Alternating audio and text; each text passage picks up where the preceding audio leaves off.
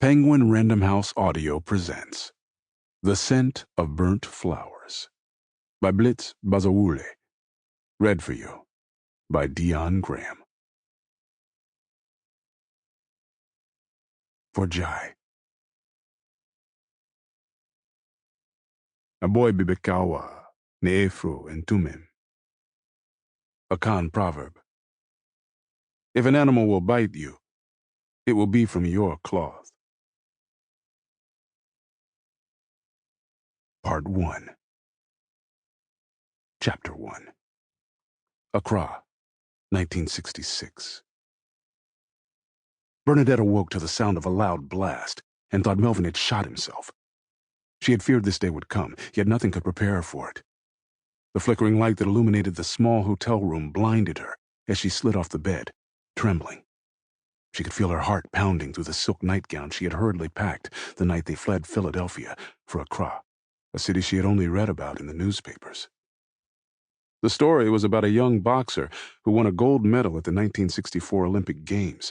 Accra, she had said out loud, finding the name fascinating.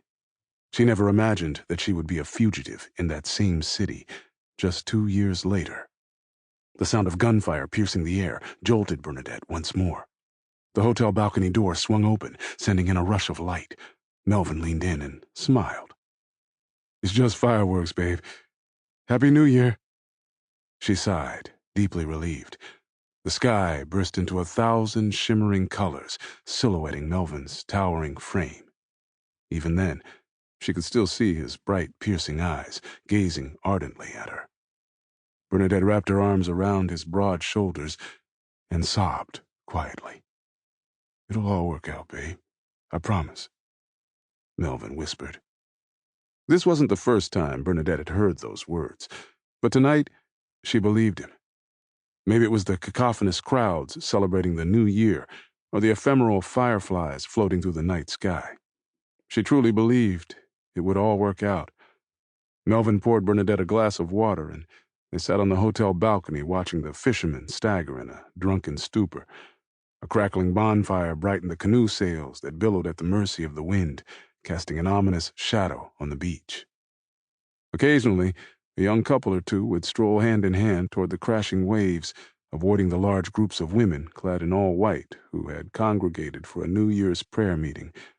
Amid the pulsating atmosphere, a somber high-life tune seeped out of a nearby transistor radio, captivating Melvin and Bernadette.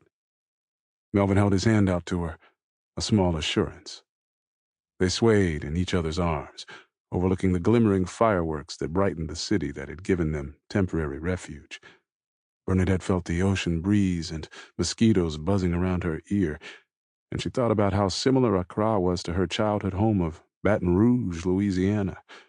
The humid smell that lingered after a brief downpour reminded Bernadette of a story her grandmother told her about the day she was born, a day she thought about more frequently as she worried her days were drawing nigh. It was the summer of 1935, and a season of hurricanes and heavy rains had flooded the Mississippi River. Bernadette's mother, Alice Broussard, was already in labor when news of the broken levees spread like wildfire. Bernadette's father, Bernard Broussard, had died earlier that summer in a bizarre boat accident on the same Mississippi River that would soon swallow Baton Rouge. The only family Alice had was Bernadette's grandmother, Ma Susan. The two lived in a small shotgun house near Magnolia Mound Plantation, an edifice that conjured the enduring legacy of chattel slavery. The flood soon overwhelmed everything south of Marydale, and the ineptitude of the state relief agency guaranteed a muddled rescue effort.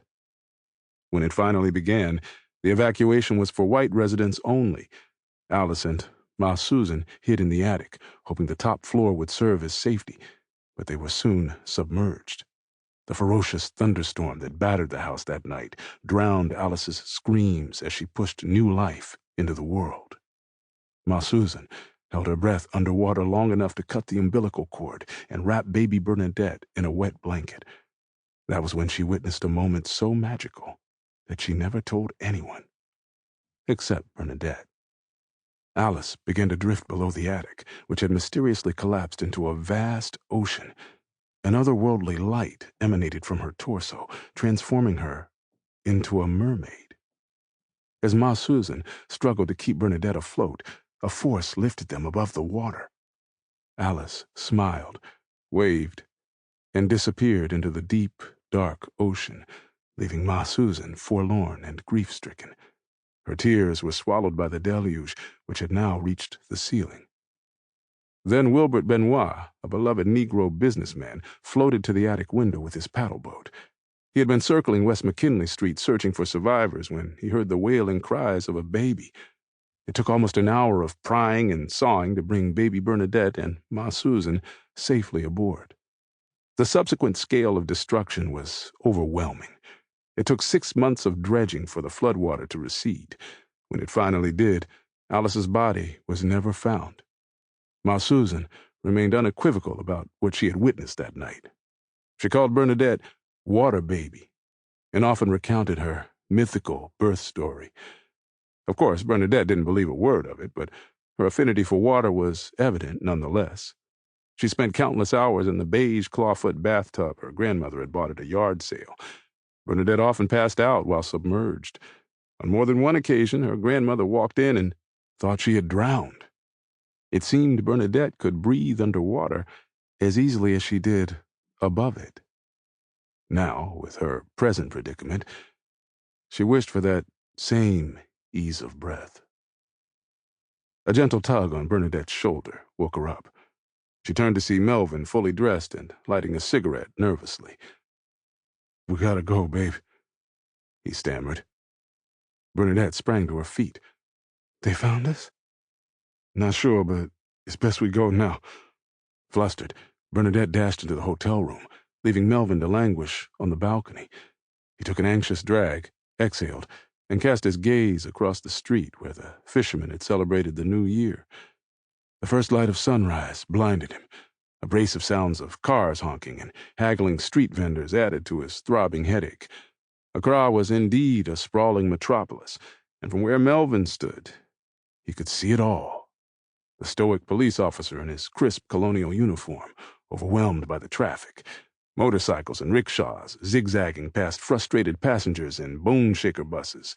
European businessmen ill-adjusted to the tropical heat. And in the middle of it all stood the statue of the man who had brought independence, the reason Melvin and Bernadette had fled to Ghana in the first place. Kwame Nkrumah. "I'm ready," Bernadette said as she stepped onto the balcony wearing a colorful floral dress. She adjusted her wide-brimmed hat that rendered her inconspicuous. Her smooth brown skin glowed in the humid equatorial heat, and she dabbed beads of sweat trickling down her forehead. Bernadette had celebrated her 31st birthday earlier that year, but her youthful features inherited from her great-grandmother said otherwise. Those same features were the reason Bernadette could never pass as a local. Her high cheekbones, narrow slanted eyes, and statuesque figure were enough to label her Obroni, a term that was originally used for European colonists, but had morphed to mean foreigners of all races. To avoid standing out too much, Bernadette had planned to braid her long curly hair before they left Philadelphia, but under the circumstances, a simple ponytail would suffice. Melvin tossed his half-smoked cigarette and crushed it under the heel of his shoe. "How many of them you see?" Bernadette asked, grabbing her suitcase. "2, maybe 3. If they ain't FBI, they sure dress like 'em," Melvin said, adjusting his pastor's collar in the mirror. The same pastor's collar he had bought at the Snyder Avenue costume shop in Philadelphia. The Christian missionary disguise was the best option he could find. To Melvin's surprise, he actually looked the part. His dark, shaven face, precisely parted hair, and general fastidiousness gave him the air of a clergyman. Melvin had just turned 42, and his Sidney Poitier-esque posture made his costume fit like it was tailored. Bernadette was supposed to play the pastor's wife, even though they were only engaged. Melvin flipped a suitcase buckle and grabbed a .38 caliber Ruger. He tucked it in the small of his back and recalled how simple it was to smuggle a loaded gun on an international flight. As long as the customs officer saw his Bible and pastor's collar, he was exempt from all scrutiny. It also helped that all the men were distracted by Bernadette's perfect hourglass figure. Sample complete. Ready to continue?